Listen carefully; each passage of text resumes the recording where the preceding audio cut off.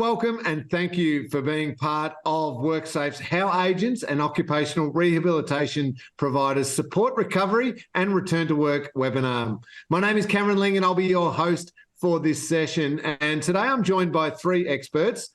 Lucas Kowalski, Manager Return to Work with WorkSafe Victoria. Welcome to you, Lucas. Thanks, Cameron. It's great to have you with us. Also joining us is Robin Bruce, Team Leader, Mobile Case Manager for the team at EML. Great to have you with us, Robin. Thanks, Cameron. Hi, everyone. And also with us is James Buckley, State Manager, Victoria for Connect. Good morning, James. Good morning, Cameron. It's great that all of you could join us this morning. Thank you so much for taking time out of your day. This morning, we're going to learn about the recovery and return to work support services available for injured workers and employers. More specifically, how an agent and an occupational rehabilitation provider collaborate as part of this process.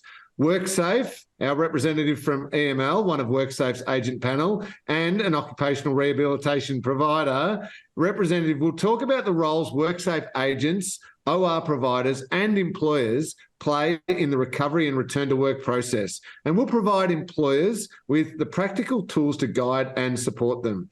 We'll explore the following key topics with our experts: how WorkSafe agents and occupational rehabilitation providers work together, the importance of the employer and employee maintaining communication throughout the case, and the bridging role that WorkSafe plays between the parties involved in a return to work program. But in the meantime, let's get the ball rolling. Lucas, as I said, welcome and great to have you with us. You're the Manager of Return to Work at WorkSafe. The recovery and return to work support that an injured worker and employer requires will vary and will be informed by the needs of the stakeholder or the individual parties who are involved. Could you perhaps outline the support services available and how they ideally work together? I can, Cameron. Thank you. So you mentioned EML, one of our four agents. So in Victoria, we do have a panel of four agents who are delegated the management of claims on behalf of WorkSafe. So we've got EML, we've got Allianz, we've got DXT, and we've also got Gallagher Bassett. So there will be differences between the agents in how they may structure their teams internally, and also some variation in claims management at the agent.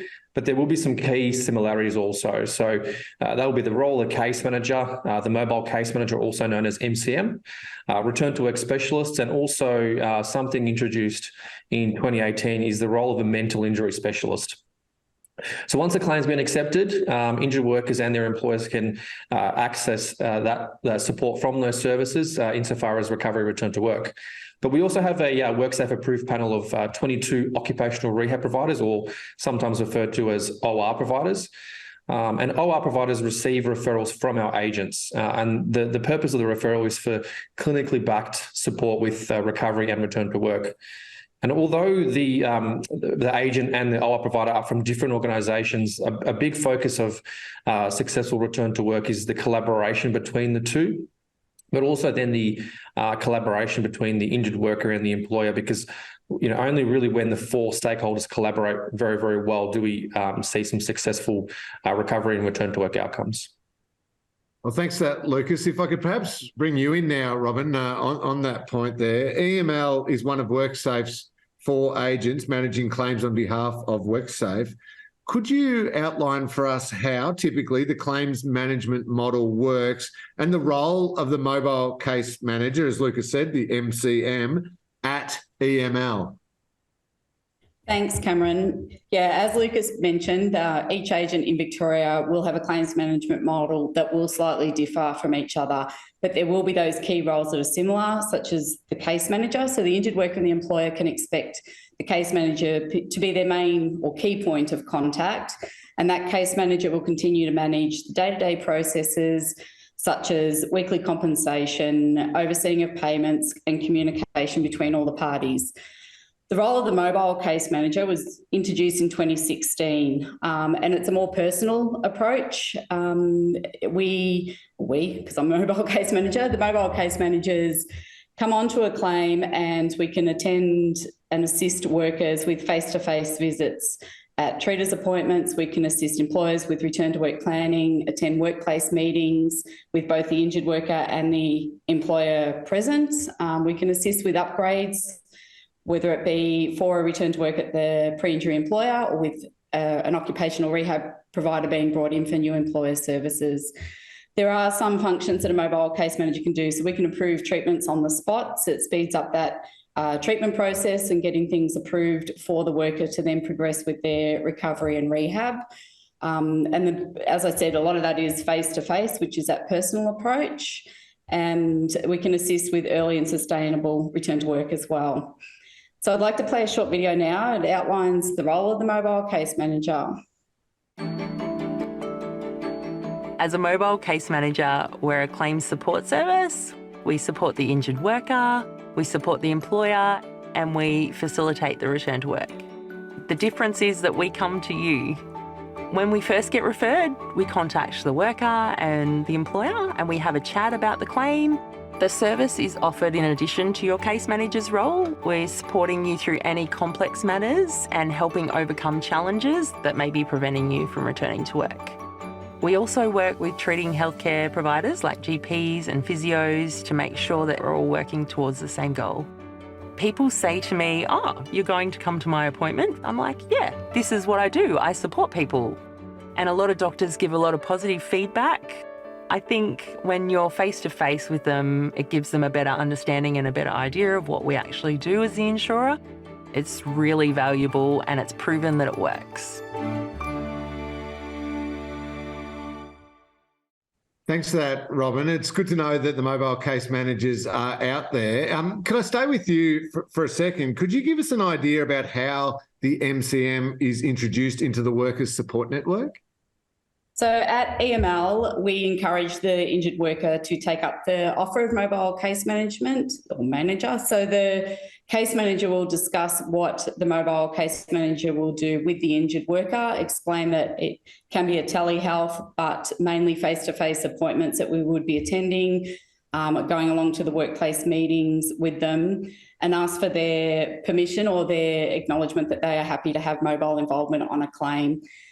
Probably the most important thing is if the injured worker doesn't agree to mobile involvement and not comfortable with it, then a mobile will not be allocated to the claim. So we don't want to feel that mobiles are forced on injured workers. It allows that participation for all parties and also to break down barriers and everything that could come up between injured workers and employers and treaters as well. So just when would a case manager consider the involvement of an MCM? And have you got a case study here that illustrates how this works in real life? So a case manager can consider mobile involvement if a worker has ceased work and haven't had any return to work with the pre-injury employer at this stage, or if there's surgery on the books or been approved and the case manager and the employer need assistance with return to work post-operation. There could be signs of a relationship breakdown or barriers between the worker and employer. The employer's having difficulties identifying duties, lack of in-treatment treater engagement. So that's probably a big one as well, to get there face-to-face with the worker and the treater to get that information firsthand. And take that back to all parties, including the case manager, but also the employer and the worker, and start working through how the treatment program's looking as well. And so when there's unclear return to work and recovery timeframes, having that discussion with the treaters and the workers, so we've got some guide on when return to work can be considered. Traumatic injuries. So we've got we had a claim where a worker had rolled their quad bike. They were airlifted to Melbourne. They had quite significant injuries. They lived remotely, so getting them back home and getting their house set up for them to be able to go there. We set up the approvals and what needed to be done as well, and worked that out with the case manager and the mobile and anyone else that was involved.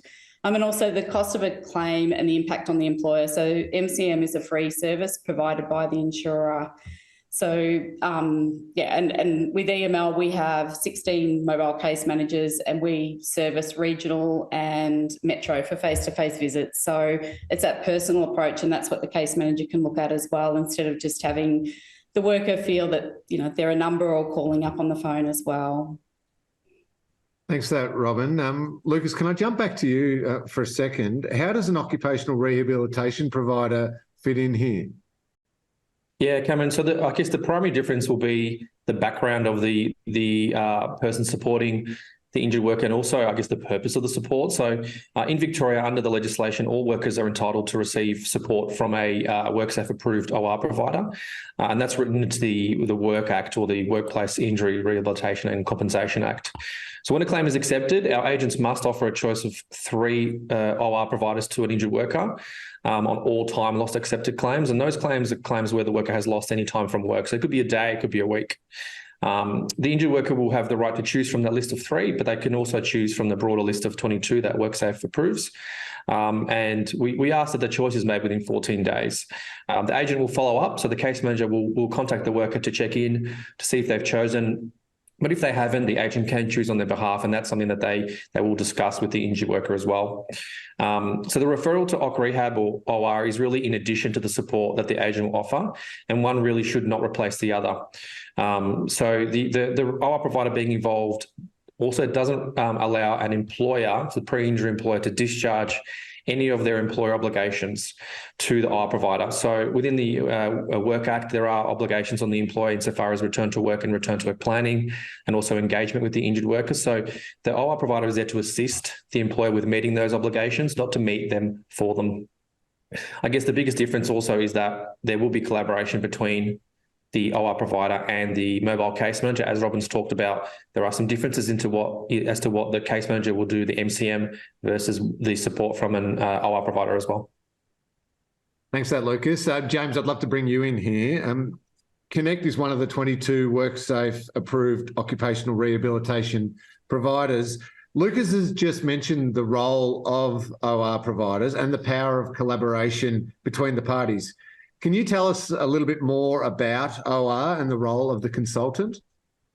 Yeah, certainly. Thanks, Cameron. So we consider ourselves to be the experts when it comes to recovery at work. We will engage with all stakeholders to gain a clear picture of the worker's current status, their full requirements of the role that they're returning to, and if needed, if there are any available workplace alternate duties or suitable duties that we can engage as well. We establish what the end goal is and if there are any barriers involved to get back to this end goal. We put together a collaborative plan, ensuring that we engage all parties in this plan to make sure that it's a safe and a successful return to work. It's important that we do engage with all stakeholders and that they are in agreement with the plan to get the worker back to their pre-injury duties. What we look to do is ascertain if there's any knowledge gaps as well through any of the stakeholders around the benefits of recovery at work. And if there are, we would provide education to them on these parts. It's also important to note that we are independent of all parties in this process. So the background of an OC Rehab consultant will come from an allied health background. It's important that we have an understanding of how the injury or the illness or the disease will impact on the worker. And in doing so, we're able to liaise with the workers' treating health practitioners and discuss our findings from the worksite visits that we've been able to undertake, and then work pretty closely with the treating health practitioner to generate a medically directed plan to move the recovery forward. So, James, what would an OR typically do to help facilitate the process? Yeah, so initial part of our involvement is to review the information that gets sent through. We then make initial contact with the referrer, which is the agent in this case, and just to clarify anything further. We also establish if there has been a mobile case manager involved in the case, which is a good point, a big plus for us. We're able to make contact with them and then get their background into the initial dealings that they've had with the worker and the employer following their worksite visit and initial meetings as well. We'd then reach out, we'd contact the employer, introduce ourselves. Some employers have worked with OC Rehab consultants before, some others haven't.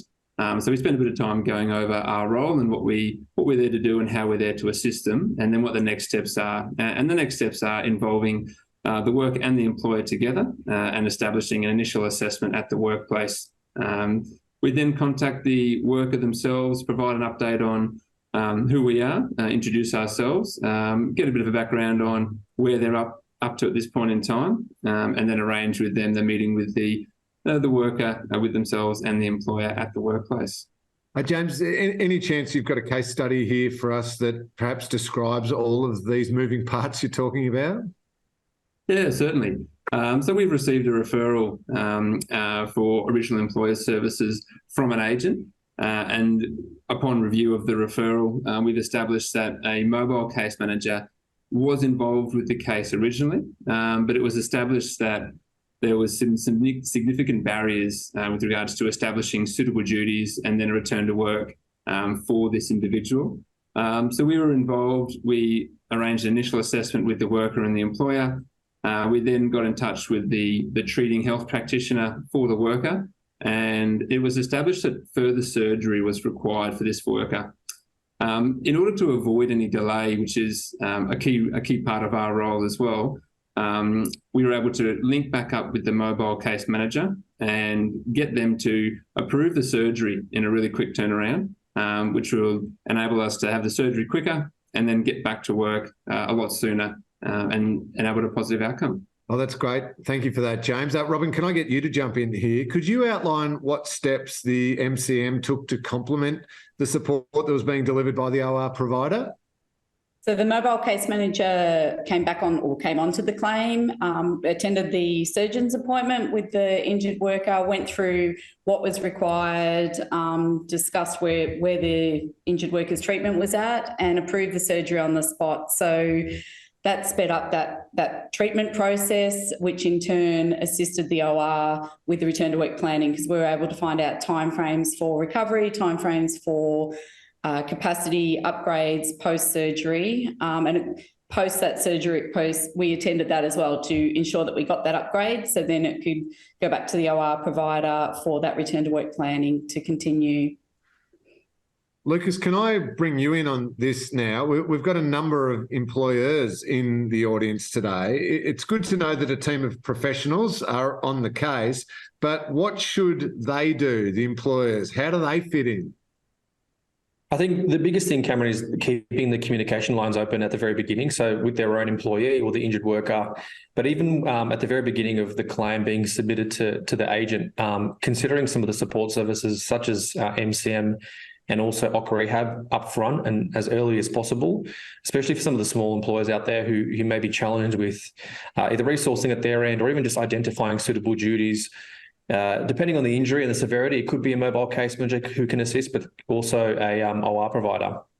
That being said, the OR provider will always be there to assist the employer in meeting their obligations. And again, really wanted to reinforce that those obligations do remain with the employer regardless of the OR provider or even the MCM being involved. So, for example, the employer should always continue to consult with their injured worker about return to work. And that doesn't have to be in a formal written sense, such as a return to work plan, which we do encourage. But really, the employer should, tailor their approach to their injured worker. So it could be providing them some suitable duties, within an email, having a coffee with them to provide them an offer of suitable employment, and giving them the chance to actually contribute to that discussion about what the worker sees themselves doing as part of their return to work. Something also that we encourage is employers to speak to their injured person or injured worker about attending a case conference with their GP or physiotherapist or relevant treating health provider that is being involved. And that just helps kind of keep building on that collaboration that we've talked about today to support return to work. So in summary, Lucas, we've seen what contributions agents and ORs make. It seems a lot of this comes down to the relationship between the employer and the employee. What would your advice be to both of these parties who are facing a recovery or /return to work program? Yeah, absolutely. I think we're all human beings, so I think it's really important to recognise that the claims process can be emotive at times. As an employer, I would encourage employers to try and put your prejudices aside, because inevitably that will come through in some of the engagement, and then more often than not, we start to see a breakdown in relationship between the injured worker and the employer. Also, communication that's based on fact and transparency. I think that has the most success when we've looked at claims at our end. We can usually see where the request from an employer or the communication has broken down, because it's very much been about thinking and feeling versus what's actually happening. It's no secret that over the last several years with the pandemic, capability across our scheme, both our agents and employers, has been impacted, but I think the success happens when we all lean on one another. So employers that perhaps may be challenged with recovery return to work should really speak to their agent about some support from mobile case management, or perhaps if the injury is a bit more severe and requires some clinical support, then having an OC rehab provider come on site to help them bridge that gap between what they're comfortable doing and what is actually required of them as well. Lucas, my final question to you before we get to our audience questions, and there's a number of those coming through. What is WorkSafe's role in helping to bring everyone together and ensuring that agents and ORs, employers and employees are all working as a team for a great return to work result? So we've got two main hats, the role of the health and safety regulator in Victoria, but also that of the manager of the insurance scheme, and that's where our agents come in. So Robin spoke earlier about mobile case management, and we've got a recent update to our website. So I encourage everyone to have a quick look about how MCM may work for the injured worker or the employer.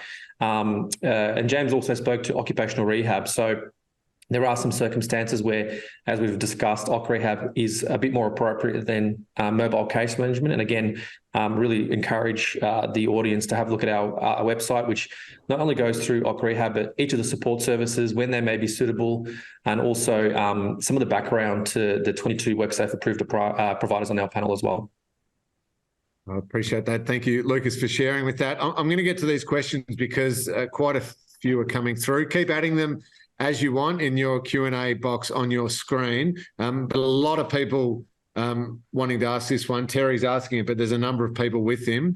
What is the process to challenge the insurer for not completing their due diligence in making a decision about a work cover claim? Who's best to handle that one?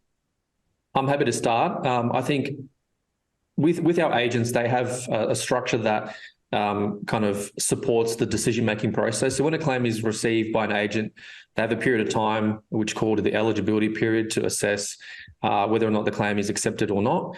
I'm going to take it that's what it refers to, but if it doesn't, all the agents do have some timeframes that they have to adhere to insofar as decision-making. The first thing I'd encourage the stakeholder is to escalate the particular decision within the agent. So, for example, speaking to a particular manager, there is a hierarchy that will support that case manager. Each agent will also have a dedicated customer feedback team. So I do encourage the particular stakeholder to visit the website of the agent and source that information. But failing that, WorkSafe's advisory can take on that particular query. We do have an internal customer feedback team who will triage the particular request. But what we will also, first of all, do is when that does come through, we will ask if that matter has been raised with the agent. It is really important for our agents to have the right of reply insofar as any kind of complaint or feedback about a particular decision. So if it has gone through the channels at an agent and the particular stakeholder remains unsatisfied, then they can contact the WorkSafe advisory, who will then refer it to our dedicated customer feedback team here at WorkSafe as well. Great. Thank you for that, Lucas. I'm going to continue. I reckon the next question is directed at you, but Robin and James, feel free to jump in at any stage. I have had a claim where I tried to keep engaged with my employee and tried to speak to their GP. Nothing has worked. What do you suggest? Unfortunately, it does happen often. It's pretty common for us where the stakeholders aren't collaborating. The first thing I would suggest is we're trying to understand why that's happening. So why perhaps that injured worker isn't responding to those requests. Sometimes it could be that the method in which the communication is being delivered isn't appropriate. So, too many phone calls perhaps. And one of the things we suggest is setting up a time that may suit for that particular injured worker via email, for example. And that way reduces a bit of that anxiety about having an unsolicited phone call, for example, not knowing who the phone call is coming from, or just not being prepared. I think what we find is that allowing the stakeholders to be prepared for the engagement is really, really important. What the mobile case manager can do at times is then reach out to the injured workers treating health provider and just try to understand what's driving that. And then that might start with a case conference where the injured worker is also invited, which we obviously require on all occasions, to help to understand some of those barriers. I'm not sure, I might throw to Robin and see if she's got any other comments as well. Yeah, thanks, Lucas. I think that would be a great one for a mobile case manager to be involved with. It could start with a community catch up. So the mobile and the injured worker catching up, just having a chat, a coffee, just to familiarise ourselves with what's going on. There could be some other things that we don't know what's happening in the background, and then suggest going along to the treater with them, gathering that information, and then, having that workplace meeting. And the workplace meeting being very informal as well. Yes, we're there to talk about treatment and return to work planning, but just trying to break down those barriers that appear to be there as well. Great, Robin. I think I'll stay with you for this next question. Quite a few people wanting the answer to this. What skills and qualifications are required to provide mobile case management? So I'll speak with the EML. My EML, we've got 16 mobile case managers. We are from a variety of different backgrounds. So you don't need a medical qualification. You don't need a nursing background. It comes down to their skill set, their life experiences, and what they can bring to the role as well. So in short, there's no specific skill set that's required, but I'll throw to Lucas because he's put his hand up as well. But with ours, we just take it on that. And some of our team have come from being case managers and progressed into a mobile case manager role. Some are nurses. We do have an OT, or some have been, like myself, in the industry for over 30 years. So just experience as well. Lucas, did you have something to add to that? I can, yeah. So Robin's covered it off pretty well. So when it was introduced back in 2016, the reason was very much to introduce some person-centred case management to our model in Victoria. And we really wanted our agents to lead and drive, who they put forward into those roles. And so as Robin's mentioned, a lot of the mobile case managers will be case managers who have worked as a case manager and progressed. They could be return to work specialists and also injury management advisors. And there's a particular group of injured workers and scenarios that really benefit from that level of support, that kind of like claims management, administration, organisation, collaboration. And then there's obviously the group that will benefit from that additional clinical support that an Occ rehab provider will bring as well. So it just really depends on the circumstances of the injured worker, the injury, and also the employer. So a small employer who really will struggle with the resourcing may benefit from upfront Occ rehab, whereas a larger employer that may benefit from some coordination, administration will benefit from MCM. But really, it will just depend, and it's a case-by-case, scenario. Great, thanks for that, Lucas. Next question up, I'm happy for anyone to grab this one. Can the MCM be assigned to a claim when the worker has returned to work on moderate duties, but treatment doesn't seem to be progressing, resulting in a return to work that just doesn't move? Yeah, so definitely that's a stagnant return to work. So a mobile case manager can come onto that claim, attend the treaters, so whether it's being a physio or a GP, just to see why it has stagnated. It could be, they're just happy going along, issuing what it is. So we can talk about what is available at the workplace to progress those, either duties and hours as well, and get that agreement with the treaters to start progressing it and putting a return to work in place for timeframes as well. So there's goals there for the injured worker to work through and try and achieve along the way as well. Great, thanks for that, Robin. James, I don't know if you're going to come in on this one, but again, I'll open it up to anyone. I have an employee that refuses to engage with the OR provider and the employer. What can be done? Yeah, absolutely. So we do come across that from time to time. It's really important, our role at the beginning, to establish good rapport with the individual, with the worker and the employer, and treating health practitioners as well. If we do find that the employee is unwilling to engage, we look to reach back out to the agent and the agent will be able to step in and have a conversation with them and establish their roles and their responsibilities participating in the recovery at work process as well. Robin, Lucas, do you have anything to add to that? Yeah, I'm happy to add. I think it's just like employers have obligations in Victoria under the Act, there are also some obligations on the injured worker. But I guess before we get to that point, as James has mentioned, we try to understand why that person may not be open to participation. And Robin's also touched on it, like what else is happening that may be preventing them from either meeting with the employer, meeting with the Occupational Rehab provider, responding to phone calls. And usually there is something that we can fix if we identify it. There are, again, those obligations that a worker has a requirement to meet, but we really want to focus on trying to support them as much as possible to address the reasons why they may not be able to participate, as opposed to going down, the adversarial process. Robin, I think I'll direct this next one to you, but again, anyone jump in if they want to. Can I request a mobile case manager on a mental injury claim? Do the MCMs have qualifications in mental health? So all the EML MCMs, we all have mental health first aid certificate. And yes, we do get involved in mental injury claims and assisting with those. They can be a little bit longer in engaging the injured worker. So quite often we will have community visits with the injured worker, sit down just to get that, getting the injured worker comfortable with the mobile case manager as well. And yeah, work from there. But as I said earlier, the injured worker has to agree to mobile involvement. So an employer can request it. It still needs to be discussed with the injured worker. If they're comfortable with it, then yes, certainly a mobile case manager can be involved. Great, thanks for that, Robin. James, I don't know if this one's for you, but I'm perhaps going to direct it to you. Isn't occupational rehabilitation a cost on a claim? Won't that affect my premium if it is something that is offered on a claim? Yeah, so doesn't fall under the cost of the claim, our involvement on the case, but it's something I'm sure Lucas may be able to direct a bit more from how the costings work.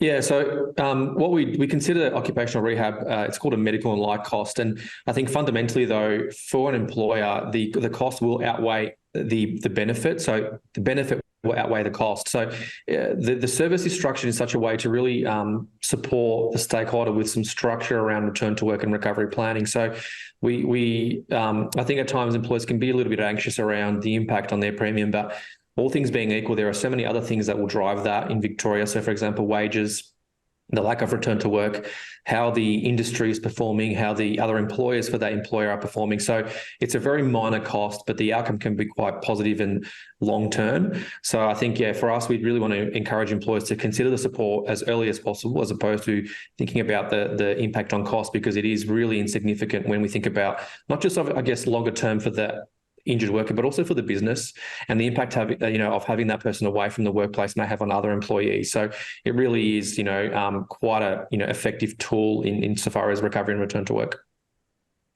Great, thanks for that, Lucas. A number of people wanting the answer to this one, and I'm happy whoever wants to jump in here. Are all these services available in the remote rural areas, especially the mobile case managers?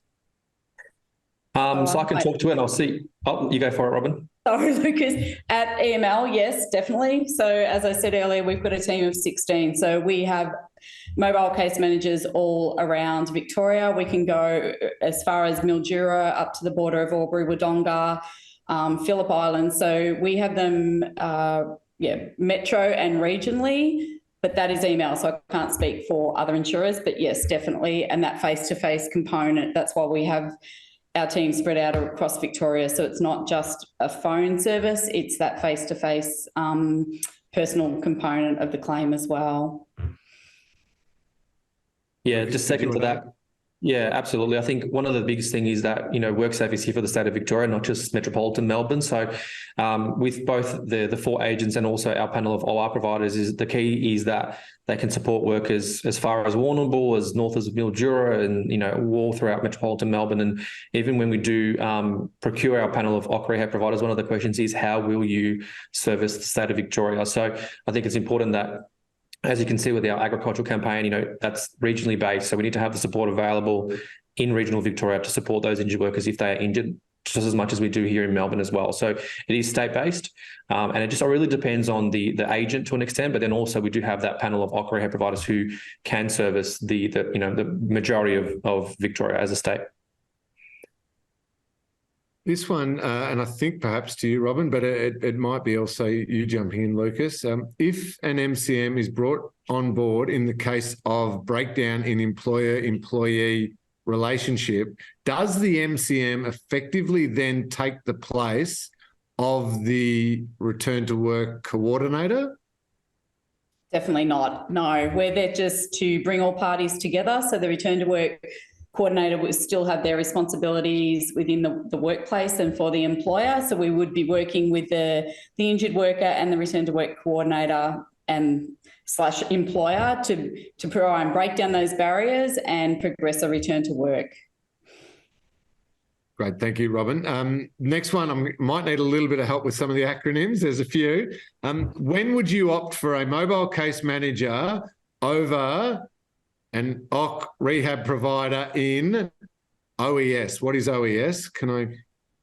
Yeah, I can talk to OES is Original Employer Services. Yep. Great, thank you. If you could go for it, Lucas, please. So there are, I might just talk to this. There are the services within OC Rehab. So MCM will very much focus on circumstances where the support is claim driven. So there could be some circumstances around communication, engagement. An employer may have their first claim ever. That's where MCM can be very helpful to help them through the initial stages of return to work planning and so on. When the injury starts to become a bit more complex, that's where the MCM or the agent may consider occupational rehab or OR. So the previous question was around the breakdown in relationships. So say, for example, Robin as an MCM may visit, and it's pretty clear that as part of her visit, she can identify that it's a small business, it's a mental injury claim, and for example, there is a bit of a risk that the relationship will break down between the injured worker and the employer. That's when they would perhaps discuss an OC rehab service called facilitated discussion. So that's something that is outlined on our website, and that is to really help resolve that conflict. It is a specific service that our OC rehab providers apply for to deliver. It has accredited mediators that can help break down those barriers, identify the barriers, what are the needs of the injured worker, and what can the employer, how can the employer support those as well? So I guess it will depend on the circumstance. And I think that's what we've tried to do with our support services is have a list that's varied enough, but also that still allows us to tailor to the circumstance for the injured worker and their employer. But I guess it really would go back to the circumstance of the claim, the size of the employer, the nature of the injury, and that can really be unpacked at the very beginning of a claim. So when the employer does receive, any contact from the agent after the claim has been received, start to talk about what support's required then, rather than waiting for things to kind of perhaps deteriorate before we introduce either MCM or OC rehab. Great, thank you, Lucas. James, perhaps this one to you. Can the employer contact the OR provider selected by the employee rather than waiting for the agent to make the contact? Yeah, absolutely. We do have employers reach out to us after having a discussion with their employee. We wouldn't be able to proceed with anything official until we get the approval from the agent. So we would look to then get in touch with the agent and confirm that they're happy for us to be involved. But yeah, in a sense, the employer can reach out to us as well. Great. Thank you, James. This one directly to you, Lucas. Hi, Lucas. Is there still a process in place for investigating over-servicing of a claimant? What is the process? So we have a responsibility as WorkSafe to ensure the financial sustainability of our scheme. So we, use data analytics to help us understand where there may be some opportunities around review of claims where things have gone on for too long. But what we look at is rather than just the arbitrary costs, we try and look at what should occur on a claim. So, for example, there are so many different injuries that occur, different circumstances. So rather than looking at an arbitrary figure, we prefer to focus on things like the expected return to work based on all things being equal. So I think just reassuring those, that are out there in the community that we do have that role. We do oversee the financial sustainability of our scheme.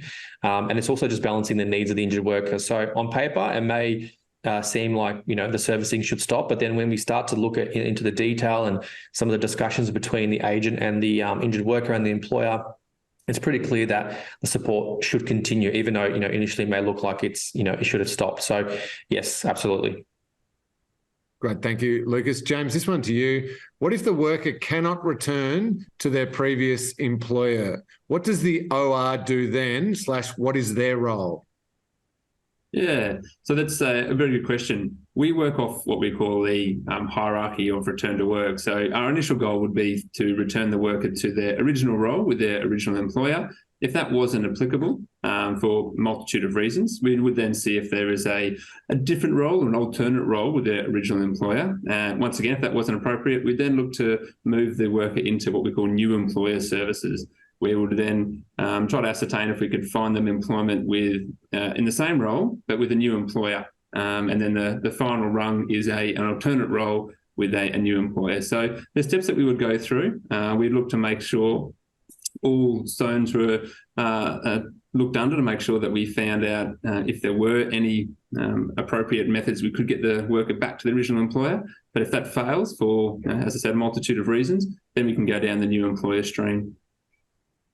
Great. Thank you, James. I'm conscious of time, so I'm going to have to stop the questions there. There are a lot more questions coming through. I apologise to everyone who's asked a question. I haven't had the opportunity to get there. If you do want to follow up with any of the information or you need any information regarding your question, please do contact the advisory line at WorkSafe and get that information. As I said, I'm sorry that I was unable to get to them. Lots and lots coming through, which is great to see because of the engagement that we're having in these sessions. Huge thank you to our panel of expert speakers. Lucas Kowalski, as I said, Manager, Return to Work from WorkSafe. Lucas, thanks so much for joining us today.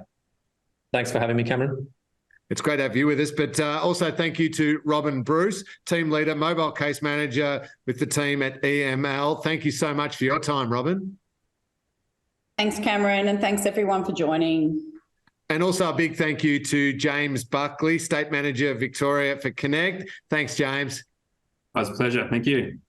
It was great to have the three of you with us. We hope that everyone has found this session really interesting and informative. If you're keen to hear more and learn more, our next session today starts at 12 o'clock, 12 noon, WorkSafe's priorities to reduce workplace harm in construction. The link for that is available on the WorkSafe website. So if you're keen to join back in, that is at 12 noon. This webinar that you've just been a part of will be available online via WorkSafe's website from next month. And we're going to note on the screen shortly a list of the contacts that have been mentioned that you might find helpful. And if you do have any requests for further information, please, we do recommend you to get in touch. If there is something you need to discuss urgently, please jump on the WorkSafe advisory line or the emergency line. Please utilise those services. Thank you so much for being part of this webinar. Have a great day.